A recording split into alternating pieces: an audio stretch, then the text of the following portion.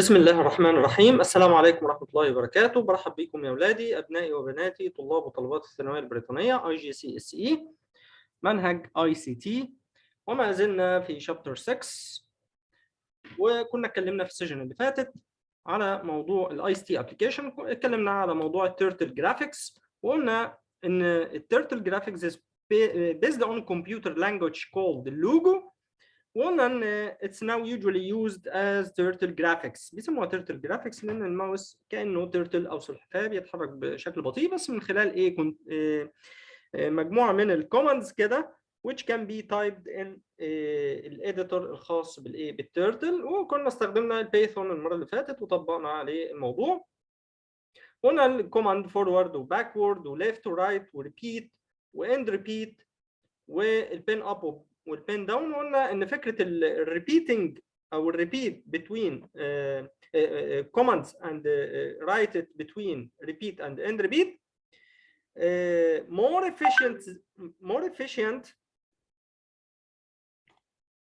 efficient since it only need 4 lines rather than انك تكتب مجموعه من الستبس shown in the table in the next page.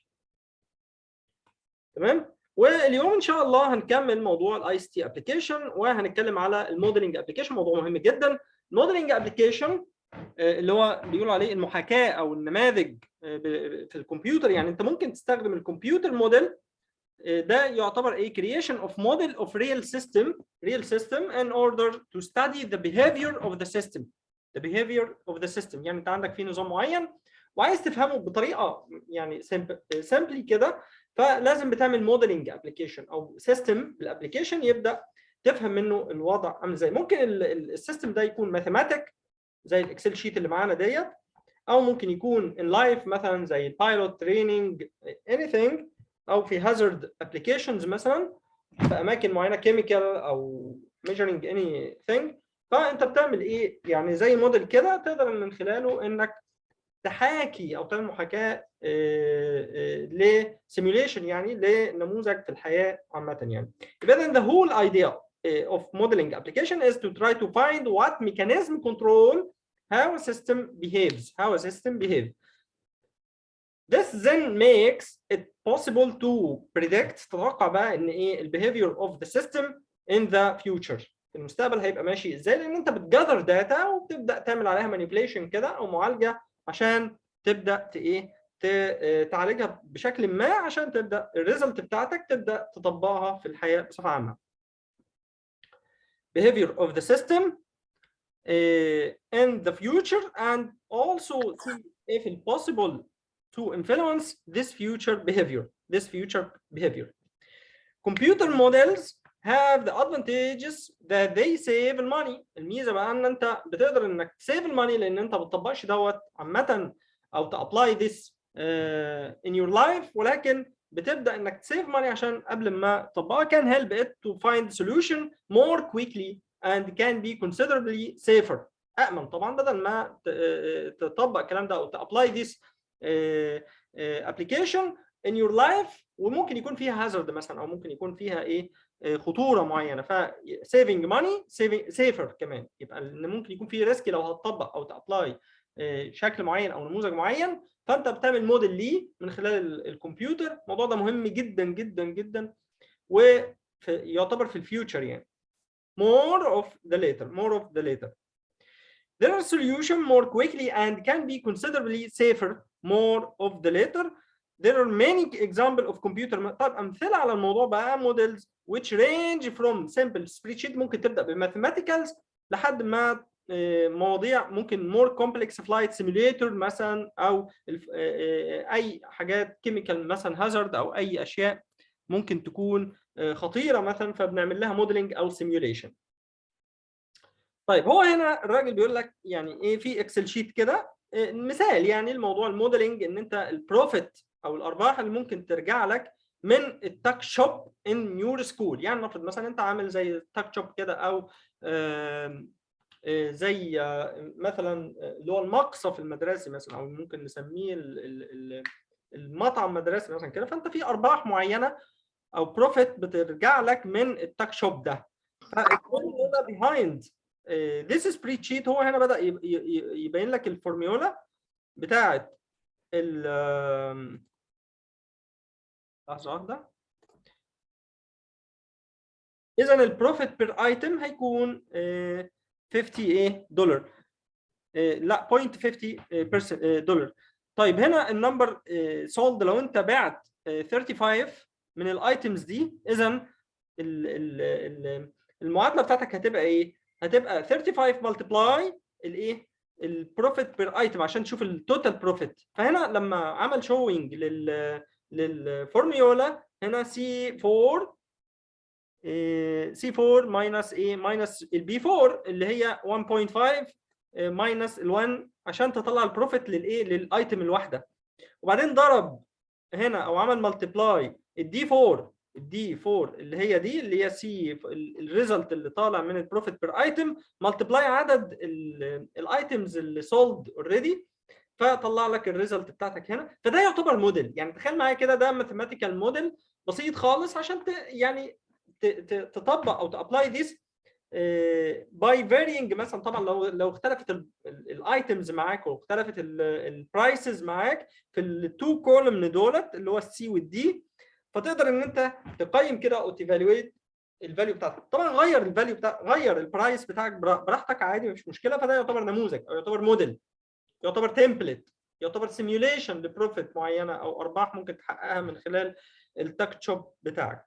Thus, by varying the values in column C and column E, it would be possible to model الchop profit or less. This is very simple. طبعا ده ابسط شيء ممكن توضحه للسيميوليشن او الموديلنج. By it shows the principle of using a spreadsheet to carry out type of modeling that can be represented in mathematical form. إذا في أنواع كثيرة من الموديلنج، ممكن زي ما قلنا modeling for flight simulator, for hazard, anything for chemical, for weather, measuring weather إيه أو broadcasting مثلا بتعمل موديل لأشياء زي دي. فطيب احنا معانا فيديو كده بسيط تعالوا نشوفه مع بعض بيتكلم عن موضوع الموديلنج. الموضوع ده مهم جدا، تعالوا نشوفه مع بعض.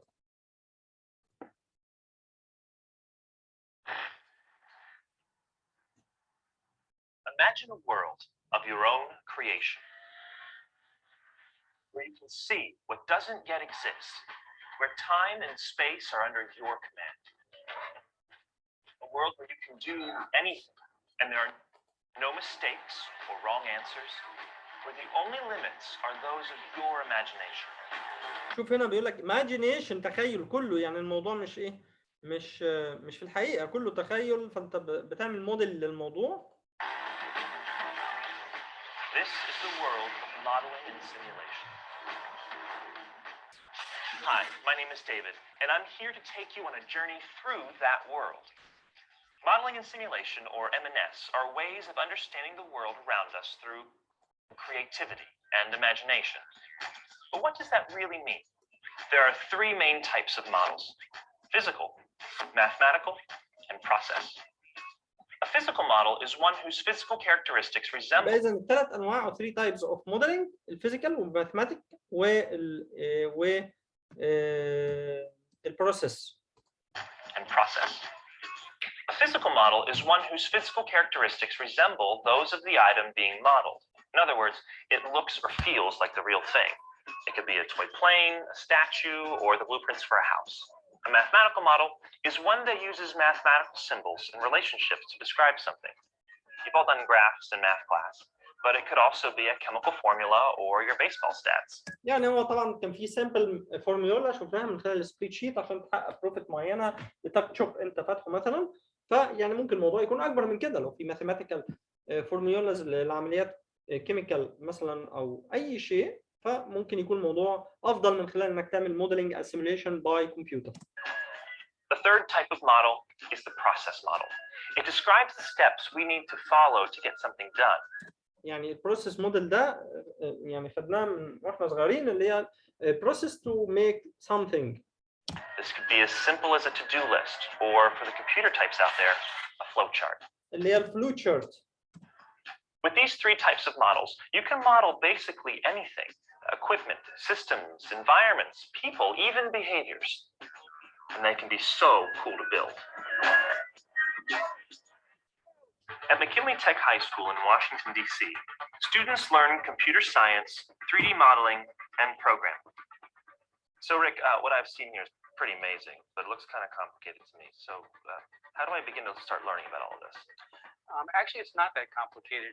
What you start off with is 3D modeling, learning how to make different spheres and things, and then it's just building upon that. The program called Maya, which we use, is pretty advanced. It's college level, but we found that children as young as 12 years old can learn. Students really get into their projects. While we were there, they showed us how they made their models lip sync. Well, right now, this is the program Rigman. We're practicing lip syncing and facial expressions, so that way you have experience with modeling faces for animation. Well, can we see the guy talk? Yeah, right. You're on my side of the arm rest. We're not going to have problems, are we? Enthusiasm is all you need to learn modeling and simulation. So it's fun, it's interactive, and it actually opens up a lot of fields for job opportunities.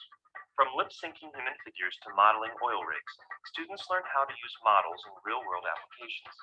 Samantha wants to be a cartoonist. The skills she learns here will jumpstart her career.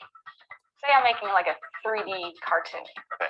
and I got to make the characters. So this program will be a big help to me because when you learn how to put everything together, it's like constructing characters, no problem. Anyone can learn modeling and simulation. ممكن تعمل كاركتر بيه، يعني هو الولد اللي من شويه ده فور فاني فور كاركتر مثلا شكل معين، يعني الموضوع سيمبل يعني كبدايه، يعني ان انت تتعرف عليه. No matter what your skills are, there's a place for you. Just like there are 3 main types of models, there are 3 types of simulations: live, virtual, and constructive. كده عرفنا الموديل. طب بالنسبه للسيميوليشن، يا اما لايف او فيرتشوال او كونستراكتيف. A live simulation is one that involves real people operating real systems, like practicing golf or soldiers simulating military maneuvers. A virtual simulation is where real people operate simulated systems, like flight simulators.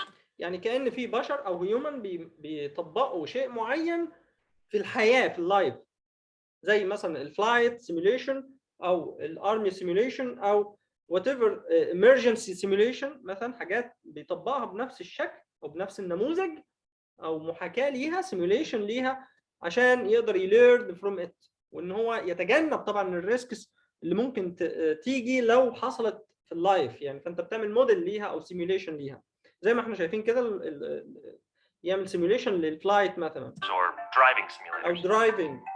Constructive simulation is where simulated people operate simulated programs. People provide the input of the situation. It could be traffic, weather, or an explosion, and the simulation tells us what might happen. Let's take a look at the different ways simulations are used. This is Breakaway Limited, one of the world's premier creators of simulations. So, Ed, we've been talking about simulations here, but you seem to call them serious games. What's that about? Well, serious game is the serious application of video game technology to simulation. Breakaway. serious game simulation برضه معروفة طبعا في كل الأماكن زي البلاي ستيشن والألعاب اللي هي الجيمز. Creates simulations for real-world application. طبعا هنا أهميتها بقى في المواضيع اللي زي دي، زي الإمرجنسي مثلا وحادثة مثلا تحصل، فبيبقى في simulation هنعمل إيه للموضوع. What can we do as a simulation if it happened. One of their products, called Pulse, is a medical training simulation. Doctors are For trained in a virtual training environment to diagnose patients and perform surgeries. That's an example then of a virtual simulation. حتى لو So surgery there's also لو constructive جراحة كمان. simulation. Do you make those as well? Yeah, we have a project called Incident Commander. It's about training individuals to work together in an emergency situation. Incident Commander is a virtual world with virtual people. By providing input to simulation, for example, an explosion, it allows police, firefighters, and other emergency personnel. طبعا هنا شوف لو حصل اكسبلوجن مثلا في مكان معين، فاحنا ازاي هنعمل سيموليشن ان البوليس والترافيك هتبقى ماشيه ازاي وكده، بحيث ان احنا نافويد اي ريسك لو حصلت في الفيتال او في اللايف يعني. To learn how to work together more effectively.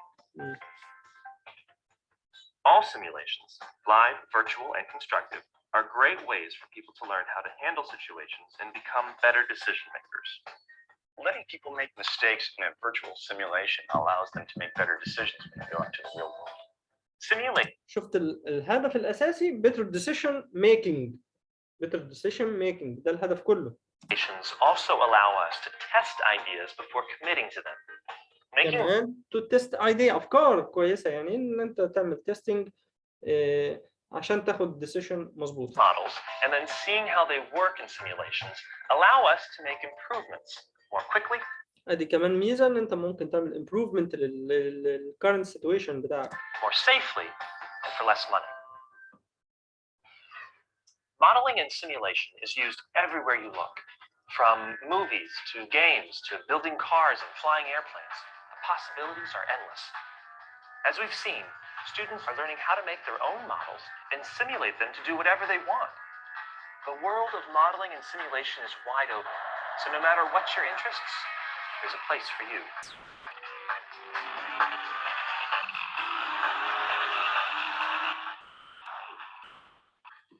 كل المجالات ممكن نعمل modeling and simulation، هيفيدنا جدا في عمليه الايه decision making. طيب هو هنا في السيلبس معانا بيقول لك على traffic light simulation برضه، احنا ممكن نطبقها ازاي؟ A set of traffic light are to be modeling at the Y junction او في التقاطع اللي هو على شكل حرف الواي ده زي ما انت شايف كده. ايه اللي بيحصل؟ احنا محتاجين ان computer model it's necessary to consider، ناخد في اعتباراتنا 3 items. ايه هي؟ how and what الداتا need to be collected، ازاي هنcollect الداتا، وهاو the computer model is carried out، ازاي ننفذ الموديل اللي احنا creation ده او عملنا له creation ده ننفذه ازاي، وهاو السيستم would work in real life. طيب احنا عملنا الموديل، طيب احنا في الريل لايف بقى هنطبق الكلام ده ازاي؟ طيب بالنسبه للخطوه الاولانيه الستيب الاولانيه how and what data needed to be collected، احنا محتاجين نجمع ايه هنا في الموديل الصغير دوت اللي هو الواي جانكشن دوت في تقاطع اشارات المرور دوت. Since the success or failure of computer model depend on how realistic it is, data needed to be collected by watching traffic for long period of time. محتاج ان انت تشوف الاشاره دي for long period of time and the Y junction. This is best done by using induction loop، انك تتابع يعني او تلاحظ بشكل مستمر السنسورز which count ايه؟ هتكاونت النمبر اوف فايكل at each junction. يبقى في عندك في سنسور معينه، اول حاجه الداتا كولكشن هتكولكتد ازاي من خلال السنسور اللي موجوده على الجراوند هنا، هتبدا تكاونت الفايكل في كل ايه؟ في كل جانكشن هنا او في كل تقاطع عند من الثلاث تقاطعات دولت which count the number of vehicle each junction. Manual data طبعا دي تجميع يعتبر manual collecting is possible but is prone to errors، يعني معرض ان يبقى فيه ايه errors او اخطاء and is difficult to do on over an 18-hour period of per day، يعني لفتره 18 ساعه طبعا ممكن الاخطاء ايه هتقل يعني. The start of date that would need to be collected or considered for collection as follows. الفترة بتاعت البداية هتعمل ايه؟ في أول خطوة يعني في الكولكتنج داتا هتكاونت the number of vehicle passing junction في ال all direction at the different time، والday of the week سواء كان weekend أو bank holiday أو after that، كل ده هتبدأ تكاونت الداتا بتاعتك الفايكلز، و how long it takes vehicle to clear الجنكشن، كل دي برضه بتكاونت، و how long it takes slowest vehicle to pass through junction، الفايكلز اللي بتمشي ببطء بتاخد وقت قد ايه، كل ده بتكولكت الداتا عشان تغذيها للكمبيوتر. whether there are pedestrians، لو في مره مثلا او الناس هتمر في الطريق crossing the way، whether there are other factors which might affect the junction، لو في اي عوامل تانية مثلا زي الليفت turn او right turn او whatever any turn يعني، كل ده هتاخده في الاعتبار في الجزئيه الاولى اللي هي how and what data needed to be collected. طيب النقطه الثانيه او البوينت الثانيه او الستيب الثانيه how computer بقى موديل carried out. انت جمعت دلوقتي collected data، تبدا تغذي الكمبيوتر الداتا ديت from the above list carried into او entered into ايه الكمبيوتر and الكمبيوتر موديل. حلو، is run، تبدا تشغل الموديل اللي انت صممته بالسيستم، السيستم اللي انت عملت له موديل دوت في الكمبيوter. Once designers are satisfied that it modeled the real situation accurately، لو الديزاينر اللي عمل الموديل دوت يعني خلاص يعني ساتسفايد ان هو اكيوريتلي وهتطلع لك داتا مظبوطه، طبعا ده بيبقى comparing by results behind a with actual traffic flow from a number of data set. انت غذيته بداتا معينه وبتبدا تقارن بقى تكمبير الموديلنج مع الداتا الريال داتا. vary timing في اوقات مختلفه light how traffic flow affected increase the number of vehicles تبدا تزود عدد تشوف مع زياده عدد الفايكلز اللي بتتوقف، كل دي مقارنات. وانكريزنج ديكريز الترافيك فلو في الدايركشن تبدا تغير الداتا بتاعت خاصه بالترافيك. وكونسيدر تاخد في الاعتبار برضو الايه الهاو emergency vehicles affect traffic flow different times of the day. لو في اي emergency vehicles مثلا معديه فبتاخد تايم معين عشان ايه بتافكت على الترافيك برضو. كل دي داتا هاو الكمبيوتر موديل كاري اوت بياخدها في الاعتبار اثناء تطبيق الايه الموديل. طيب خلصنا جمعنا الداتا كولكتنج الداتا، طبقنا الموديل بنفس الطريقه واخذنا في الاعتبار العناصر ديت. طيب بيشتغل ازاي بقى في الريال لايف؟